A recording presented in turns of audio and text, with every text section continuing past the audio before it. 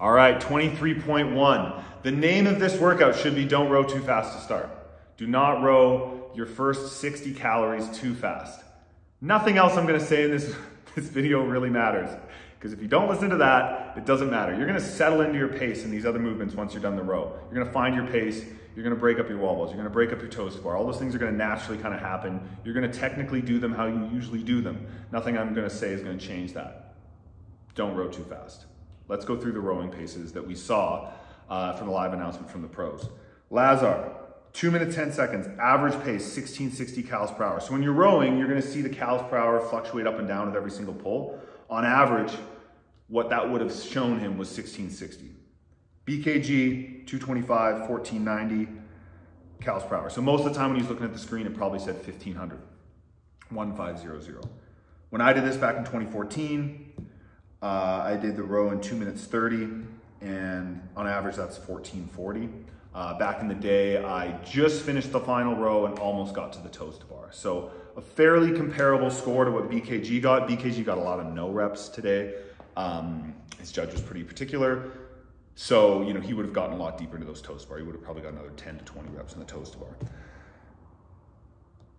The females both finished the row at 3 minutes, which is an average pace of 1,200 calories per hour. So if you're watching this, be realistic. What level of fitness are you at? You are not as fit as Lazar. Lazar's top 10 guy in the world. His best movements are rowing, wall balls, toes to bar, ring muscles. I'm not even kidding. I think those might be the best movements for that guy. So if you're trying to, please don't row 1660. You should never see 1660 on your screen. You should never see above 1500 for most men. So be realistic with your fitness. If you're not someone who's making a push for semis, if you're not someone who's making a push for the games, please do not try to match these rowing paces here, male or female. You're much better off rowing a little too slow, feeling fresh, and then really attacking those toes to bar and wall balls. So rowing, I'm not gonna give any technical tips on the rower, because just row. Row how you normally row. Get set up, row. Don't forget to breathe. Toes to bar. I think they said it in the announcement a few times, like, oh, you know, fast transitions. This is a workout where I would say the transitions between movements are important, because ideally you can finish a movement and immediately start the next movement, have that confidence, have that energy. So get off the rower. 8 foot is what's listed in the movement standards. Make sure you read the movement standards. The movement standards are simple, but the setup, the rower and the barbell have to be 8 feet away from a wall ball target, from rings, from the, so you kind of have to figure that out. Obviously in this gym, it's like, I gotta figure it out. I don't really know. But toes to bar, immediately get off that rower. You should already have chalk on your grips, kind of flip them around, whatever. Jump up, do a set, right? You can be successful in this workout doing quick sets of 5. That's what I did back in 2014, and I got a great score. Obviously the guys in the video and the girls did bigger sets, but it's more important to have short breaks. So jump up, do your toes bar how you normally do your toes bar. I'm not gonna give you advice on those. Toes bar, simple movement. Just make sure they count. Try not to hang out too long. Try not to do this.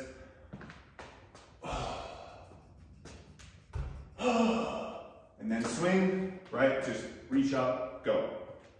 Toes to bar. Again, immediately what you want to do is finish that final toes to bar, rep number 50, walk straight over, grab your ball. Let's say my target's there, right? Immediately bend over, grab the ball.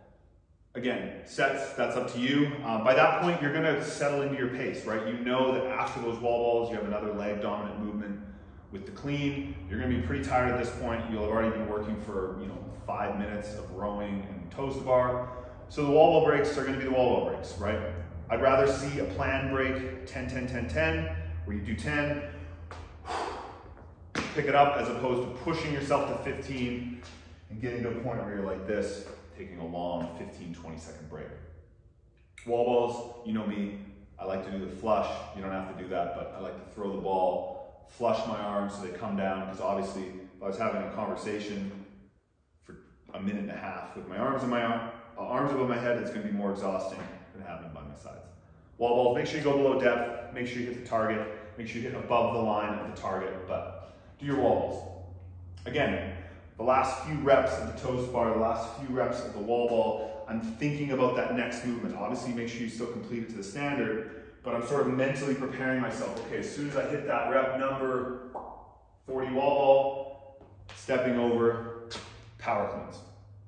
Power cleans, this is where you need to decide, what's my goal in this workout? If your goal in this workout is to get a good tie break time, which is to, finish power cleans and then just, touch the rings, so to speak, then you need to really go hard on these power cleans. Now, if your goal is to get a couple muscle ups, maybe 1, maybe 10, maybe try to finish them, the power cleans, as you can kind of tell in the live announcement, were where the elite athletes were sort of catching their breaths. They were pushing a little harder in the row, a little harder in the toes bar, a little harder in the wall ball, and to save their grip in their shoulders, they were doing all singles. Because if you do touch and go, if you're going bang, bang, bang, you just have more time under tension and you're just holding onto the bar the whole time. It's going to exhaust your hands and your grip and your biceps, and you need those on the rings. So for pretty much everyone, you're going to be doing singles the whole way. I mean, if you want, you can rip out a couple sets of touch and goes if it feels really light for you. And obviously, if you can't get a ring muscle up, if you're incapable of doing a ring muscle up, then you might want to finish the wall balls, start with some singles on the power clean, kind of just like catch your breath, and then do some touch and goes. Because if you can't do ring muscle ups, you want to get a good tie break time. Try to finish those cleans as quickly as possible. Once you get to the ring muscle ups, you're going to be tired, right? Obviously, I think Lazar was able to do 3 sets, which is awesome. That's massive. But he did have to take some pretty big breaks in there, good 10, 20-second breaks. So no matter what your level of fitness is, the ring muscle ups they're gonna take some time. You can go back, you can watch Rich Froning do this as well back in 2014. And he did all singles on the power cleans. He did his wall balls unbroken. He did it very much like Lazar did. He didn't row as fast. But other than that, he did, I think, like a 5.5 or maybe 6.5, 5.4 on the ring muscle ups, but with some bigger breaks. So again, by the time you get to the ring muscle ups, there's not going to be some magic breakup strategy I can provide you. You're going to intuitively know how many you can do in a row, whether it's 1 at a time, 3 at a time, whatever that is. I think back in the day, I might have started with a set of 4, and then I was mostly down to 3s and 2s. The one thing I would recommend, if you are fit enough to potentially get back to that rower, is be mindful of the clock and pace yourself accordingly. If you only have 30 seconds left, you've got to get on that rower quick. You've got to lock out that muscle up and be ready to run, jump into that rower. The straps should be, loosely there, so you can immediately jump in and start pulling. Someone should have already reset the monitor for you. So really make sure that the monitor has been reset for you, that the rower is ready for you to jump into, and you're aware of that clock. So if you only have a minute left, it's like, okay, at the end of a workout for 1 minute, like what kind of pace can I hold? Because if you're not careful, you're either gonna sprint too soon, or you're gonna finish and go, oh man, I could have got a couple more calories if I had been aware of how much time was on the clock. And again, even if you only have a minute 30, you can row pretty hard with a minute 30 left, especially considering, yes, the muscle up is challenging, but by that 20th rep, likely most people are gonna be more so limited by muscle endurance of the upper body. You're gonna have some gas left in the legs. Your lungs aren't going to be completely fried. You'll have just global energy to spare. So just be mindful that when you get on that row, you're ready to push really hard right away, and not to, lackadaisically get into the rower. Now, obviously, the athletes on the live stream, the elite athletes, they kind of strolled their way over the rower, but that makes sense because, they had a long way to go still. They had a lot of rowing left to do. Honestly, that's really it. I mean, I could get into little details with cleans and stuff, but obviously, if you do singles on the power cleans, the athletes in the live broadcast, you can take this for granted when you're watching them, but they're so quick at doing singles. And when I tell someone to do singles in the gym, oh, do quick singles, those singles can get really slow, really quick. So 2 tips for that. The most important one, bars on the ground, what you don't want to do is bend over, right arm, bend over, left arm, straighten up, and clean. What you want to do is just go straight over, pick it up with both hands and clean, right? So it's this. Okay? That's what they did really well. And you can take it for granted because it looks just simple, looks natural, but you don't realize you might not be doing that because you haven't practiced that. So it's a light barbell. Even if your hands maybe aren't perfectly symmetrical, you're going to be fine. So when I'm doing quick singles, I've done this at the games, sometimes the barbell's a little lopsided, feels a little funny, you'll be fine. It's It's a lot better than taking your time and setting up just perfectly every single time. That's 1 second every rep, all of a sudden 30 seconds has disappeared, 30 power cleans. The other thing is, do make sure you hit the lockout, but you don't need to stay there forever, right? You hit the lockout, boom, and then immediately drop it.